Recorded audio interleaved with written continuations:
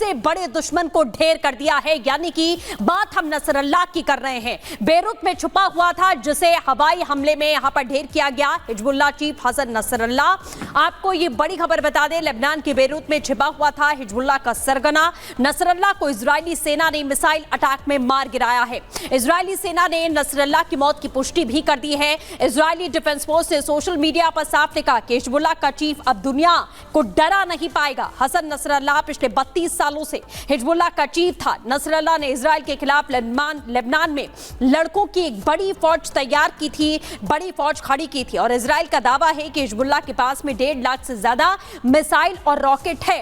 Israel इस बात का भी दावा कर रहा है कि लेबनान में हर घर में रॉकेट और मिसाइल आपको मिल जाएगी, क्योंकि जिस तरीके से इन तमाम लड़ाकों को हिजबुल्लाह की ओर से तैयार किया गया है, लेकिन इनका चीफ जो पिछले 32 सालों से इनको ऑर्डर्स दे रहा है, तैयारी कर रहा है, आतंक फैला रहा है, उसे अब ढेर कर दिया गया है। तो लगातार ये बड़ी खबर आपको बता रहे हैं। तस्वीरें भी धमाके की आप यहां पर देख सकते हैं। ऐसे धमाके 1-2 जगहों पर नहीं बल्कि बेरूत में कई इलाकों में हुए हैं, और इन धमाकों में, इन हवाई हमलों में, इन मिसाइल अटैक्स में आपको बता दें हसन नसरल्लाह ढेर हो चुका है, खत्म हो चुका है, और इजराइल की ओर से मौत की पुष्टि भी यहां पर कर दी गई है सोशल मीडिया के जरिए। और इजराइल ने पहले ही क्लियर कर दिया था कि किसी को भी छोड़ा नहीं जाएगा, और उसी कड़ी में जिस तरह से नसरल्लाह को ढेर किया गया है, इसी ऑपरेशन न्यू ऑर्डर नाम दिया गया था। और इसी ऑपरेशन के तहत पहले ये देखा गया कहां नसरल्लाह है, फिर लोकेशन ट्रैक की गई, और तमाम एक तरीके से कहें उन तमाम चीजों को इजराइल ने किया जो जरूरी था नसरल्लाह को खत्म करने के लिए। हमले के वक्त इजरायली प्रधानमंत्री नेतन्याहू अमेरिका में थे। अमेरिका से नेतन्याहू ने आईडीएफ को हमले का ऑर्डर दिया कि ऑर्डर ये था कि अब हमला कर दिया जाए। ऑर्डर मिलने के बाद आईडीएफ ने हिजबुल्लाह पर अटैक कर दिया, जिसे न्यू ऑर्डर नाम दिया गया। बंकर बस्टर बम से हिजबुल्लाह के हेडक्वार्टर पर हमला किया गया, क्योंकि यह पता था कि नसरल्लाह यहां पर है, और अगर यहां पर टारगेट किया जाता है, हमला किया जाता है, तो फिर नसरल्लाह का बचना नामुमकिन है। हमले में हिजबुल्लाह के मुख्यालय की 6 इमारतें भी ध्वस्त कर दी गई। अटैक के वक्त मुख्यालय में ही मौजूद था हसन नसरल्लाह, जिसके बारे में बिल्कुल क्लियर था, सारी पुख्ता इंफॉर्मेशन थी इजराइल के पास, और इसीलिए उसी वक्त अटैक का ऑर्डर दिया गया। आईडीएफ के हमले में नसरल्लाह, बेटी जैनब और कई कमांडर भी ढेर किए गए हैं। यानी इस ऑपरेशन को कैसे अंजाम दिया गया ये आपको बता रहे हैं। सिर्फ नसरल्लाह नहीं, बल्कि एक तरह से कहें कि वो तमाम इमारतें जहां पर हिजबुल्लाह का ये सेंटर पॉइंट था, जहां से वो ऑपरेट करता था, उनको भी ध्वस्त किया गया है। अगली खबर के लिए सृष्टि का रुख करेंगे। और आपको बता दें कि 17 सितंबर को यहां एक सूची जारी की गई थी, और इस ऑपरेशन की शुरुआत नसरल्लाह के खिलाफ में इजराइल की ओर से की गई थी। 17 सितंबर वो तारीख है, और उसी के बाद में 20 टॉप कमांडर्स यहां हिजबुल्लाह के ढेर कर दिए गए थे, और सबसे आखिर में मारा गया यहां हसन नसरल्लाह, जिसकी पुष्टि अब कर दी गई है आईडीएफ की तरफ से कि नसरल्लाह को ढेर कर दिया गया है। तो पूरा ऑपरेशन किस तरीके से इंप्लीमेंट किया है इजराइल ने, वो बताया गया कि कौन सी तारीख को ये प्लान रचा गया, तैयारी की गई, और कैसे कैसे इसे धरातल पर इंप्लीमेंट किया गया है। ये लगातार इजरायली सेना की तरफ से बताया जा रहा है कि 20 टॉप कमांडर मारे गए थे, और आखिर में नसरल्लाह भी ढेर हुआ। इजरायली डिफेंस फोर्स ने मारे गए हिजबुल्लाह आतंकियों की ये सूची जारी की है, जो आप यहां पर देख सकते हैं कि सिलसिलेवार तरीके से कैसे एक एक करके इन आतंकियों को ढेर कर दिया गया है। 17 सितंबर को इजरायल ने हिजबुल्लाह के खिलाफ इस ऑपरेशन का आगाज किया था। और कर्नल शैलेंद्र सिंह हमारे साथ इस वक्त जुड़ चुके हैं, संजय सिंह हमारे साथ इस वक्त जुड़ चुके हैं। आपका बहुत बहुत स्वागत है। कर्नल शैलेंद्र सिंह, सबसे पहले आपसे समझना चाहती हूँ, इजराइल ने बिल्कुल क्लियर कर दिया था कि कोई भी नहीं बचेगा, और नसरल्लाह के खात्मे के साथ ये बिल्कुल क्लियर हो गया कि अगर इजराइल से पंगा लिया तो फिर क्या होगा। आपने इजराइल की तरफ से बोला है कोई नहीं बचेगा। मैं आज आपके लिए एक चीज और ऐड कर देता हूँ, ऊपर से लेकर नीचे तक कोई नहीं बचेगा, क्योंकि इजराइल एक वो कंट्री है जब डिसाइड कर लेता है तो वो अपनी खुद की भी नहीं मानता। ऐसा नहीं है कि इजराइल के अंदर काफी प्रोटेस्ट नहीं चल रहे हैं, होस्टेजेस को लेकर चल रहे हैं, नेतन्याहू के खिलाफ चल रहे हैं। कई बार आप देख रहे हैं कि यूएस से भी बात अगेंस्ट करना शुरू कर देता है, रोकने की कोशिश करना शुरू करता है। लेकिन आप देख रहे हैं over a period of time Israel अपने स्ट्रैटेजिक और टैक्टिकल इंटरेस्ट प्रोटेक्ट करने के लिए किसी भी हद तक जा सकता है, किसी भी हद तक के सेक्रीफाइसेस कर सकता है। मेरा अपना आकलन है कि ये सिर्फ अभी ये जो टॉप मशीनरी है वो सिर्फ अभी एलिमिनेट हो रही है। अब आप देखेंगे कैसे तेजी से नीचे की सेकंड, थर्ड, फोर्थ टियर के जो लीडर्स हैं उनको गायब किया जाएगा। एक्चुअली इस वाले में भी देखें, अगर उन्होंने इजराइल ने बड़े सेलेक्टिवली उनके कमांड हेडक्वार्टर्स जहां पर नसरुल्लाह उस समय थे, दैट मींस दो तीन चीजें, precise intelligence, precise acquiring of target, availability of your aircraft के जो जहां पर होना चाहिए वो वहां से कितनी जल्दी जाकर अटैक कर पाएगा। ये सब चीजें आसान नहीं है। और ये जो इंटेलिजेंस आती है ये किसी एक सोर्स से नहीं आती कि आप सोचें मोसाद ने दे दी, सिर्फ शिनबेट ने दे दी, या टेक्नोलॉजिकल जो उनकी साइबर सिक्योरिटी की यूनिट है 8200 उसने दे दी। नहीं, there are many more things happening. और सबसे बड़ी बात यह है बिल्कुल सर, जिस तरीके से आप लगातार बता रहे हैं कि अभी तो ये शुरुआत है और ऊपर से लेकर नीचे तक खात्मा यहाँ पर होना सभी का तय है। हम संजय सोई सर का भी रुख करेंगे, लेकिन आपको बता दें कि पिछले 7 अक्टूबर को इजराइल पर बड़ा हमला हुआ था। हमला हमास के सैकड़ों आतंकवादियों ने किया था। इजराइल के 200 से ज्यादा नागरिक मारे गए थे और इस हमले का ऑर्डर हमास के आतंकी चीफ इस्माइल हानिया ने दिया था और हमास का साथ दिया था हिजबुल्लाह ने। इजराइल ने इसके बाद ऑल आउट वॉर छेड़ दिया। पहले गाजा को खंडहर में तब्दील किया, हमास के सभी आतंकवादियों को ढेर किया और इसी साल जुलाई में हमास के चीफ यानी कि इस्माइल हानिया को घर में मारा, विस्फोट करके उसे उड़ा दिया था और हिजबुल्लाह के चीफ नसरल्लाह को बेरूत में ढेर कर दिया। तो एक तरफ हमास और एक तरफ हिजबुल्लाह किस तरीके से सिलसिलेवार तरीके से यहां पर इजराइल ने अटैक किया, पूरी रणनीति बनाकर और इन आतंकियों को ढेर किया। तो लगातार आपको ये जानकारी हम दे रहे हैं कि किस तरीके से इस्माइल हानिया को पहले उड़ाया गया और उसके बाद हमास चीफ को, उसके बाद जो हिजबुल्लाह का चीफ है उसे यहां पर ढेर किया गया है। हसन नसरल्लाह को मारा गया 28 तारीख को और आप देख रहे हैं कि 31 तारीख को किस तरीके से हमास चीफ को ढेर किया गया। और मेजर जनरल संजय सोई सर भी इस वक्त हमारे साथ जुड़े हुए हैं, रक्षा विशेषज्ञ हैं। सोई सर, मैं यही जानना चाहती हूँ, अभी 7 अक्टूबर आने वाली है, लेकिन एक साल पूरा होने से पहले पहले इजराइल ने बदला पूरा कर लिया, ये बताते हुए कि जो ठाना उसे पूरा कर दिया। अगर आंख दिखाई, घर में घुसे तो फिर होगा क्या? नहीं, बिल्कुल श्वेता जी, आप बिल्कुल ठीक कह रही हैं कि इजराइल की ये पॉलिसी रही है घर में घुस के मारना, और इनकी शुरू से पॉलिसी रही है अगर हमारा एक मारा जाएगा हम 10 मारेंगे।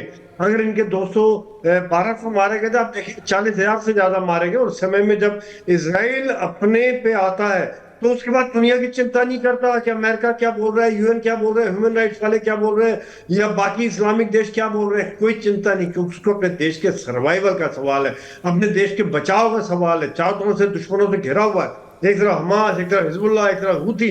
क्या करे इजराइल? यही तो एक तरीका है कि अगर आप डिफेंसिव हो तो आपके ऊपर चढ़ के मारते रहेंगे आपको। यहाँ पे उसको निकल के घर में घुस के मारना ही एक इसका इलाज है, और कोई इलाज नहीं। और मैं वाकई में ये देखूंगा कि बड़ी जबरदस्त सफलता है और ये पूरे प्लान तरीके से किया गया है। देखिए, टॉप लीडर्स को मारने से बहुत फर्क पड़ जाता है लड़ाई के क्षमता में, लड़ने की क्षमता में। पहले इन्होंने, अगर मैं हमास की बात करूं तो उनके तो पूरे लीडर मार दिया, अभी एक लीडर रह गया, बाकी तो उन्होंने ईरान में घुस के भी, जैसे आप दिखाते हैं, इस्माइल हानिया को मारा। लेकिन जब हम हिजबुल्लाह की बात करते हैं तो देखिए, पहले छोटे लीडर्स को उन्होंने पेजर अटैक और वॉकी टॉकी अटैक के द्वारा मारा। जो उनके कंपनी कमांडर, उनमें कई सीनियर लीडर भी थे, वो घायल हुए या मारे गए, और जो आज काम करने में असमर्थ है। साथ ही साथ उनका कम्युनिकेशन सिस्टम खत्म कर दिया। वो लड़ाई के लिए पेजर का इस्तेमाल करते थे, आज वो कुछ भी इस्तेमाल करने से डरते हैं। और एक पैदल कोई बंदा भगा हुआ जाता है कि भैया ये रॉकेट फायर कर दो, या यहाँ पे ये अटैक कर दो, या आपके ऊपर हमला आने वाला है। इस तरह से आज काम चल रहा है, जो आज के जमाने में इस तरह से लड़ाई नहीं लड़ सकते। और तीसरी बात ये की थी इन्होंने, फिर बाकी जैसे भी आप लिस्ट दिखा रहे थे, जो बाकी टॉप लीडर्स को भी मारा है। नसरुल्लाह के, जिसको कहते हैं, एक एक करके सारे सेनापतियों को खत्म करते गए, चाहे वो इब्राहिम अकील था, या फौज शुक्र था, या अली कराकी था। इसके अलावा नीचे वाले कई लीडर्स को मारा। एक तरह से नसरुल्लाह अभी अकेला रह गया था, जहां तो इसके सेनापति मारे गए थे। तो वहां पर अब हेडक्वार्टर में जो अटैक हो, जैसे कलर शैलेंद्र बता रहे थे, अकेला तो बैठा नहीं होगा, इसके साथ इनके एडवाइजर होंगे, और भी सेनापति होंगे, और जो टीम इनकी होगी, जो टॉप लीडर्स होंगे वहां पर मौजूद होंगे, जो भी बातचीत हो रही है वो एक साथ खत्म। देखिए 6 बिल्डिंगों को धराशायी करना और बंकर बस्टिंग, यानी कि अगर निचले मंजिल पर भी है तो ऊपर से जो बंकर बस्टिंग बॉम्ब होता है वो पहले छेद करता हुआ जाता है और नीचे जाके फटता है। ये इस तरह का बम का इस्तेमाल किया इन्होंने ताकि कोई बचे नहीं। कई बार ये दीवारें मजबूत है, सोच रहे कंक्रीट है या बेसमेंट में रह रहे, बेसमेंट पर जाकर खत्म करता है बंकर बस्टिंग बम। इतना खतरनाक है, इन्होंने सोच समझ के इस्तेमाल किया।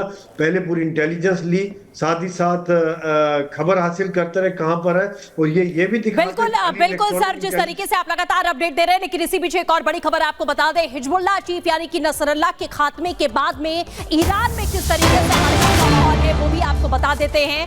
आपको बता दें ईरान के सुप्रीम लीडर को यानी कि खामेनेई को सुरक्षित जगह पर शिफ्ट कर दिया गया है।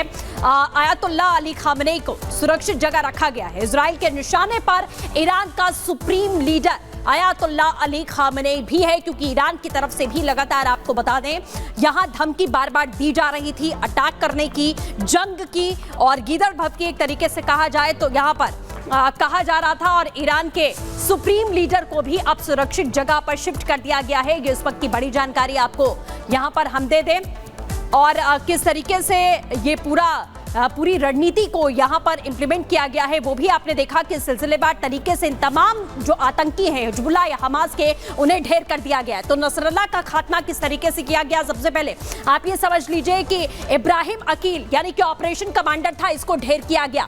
फाउद शुकर मिलिट्री कमांडर था, इसको निशाने पर लिया गया। अली कराकी साउथ फ्रंट की जिम्मेदारी इसके ऊपर थी, उसका कमांडर था, ये मारा गया।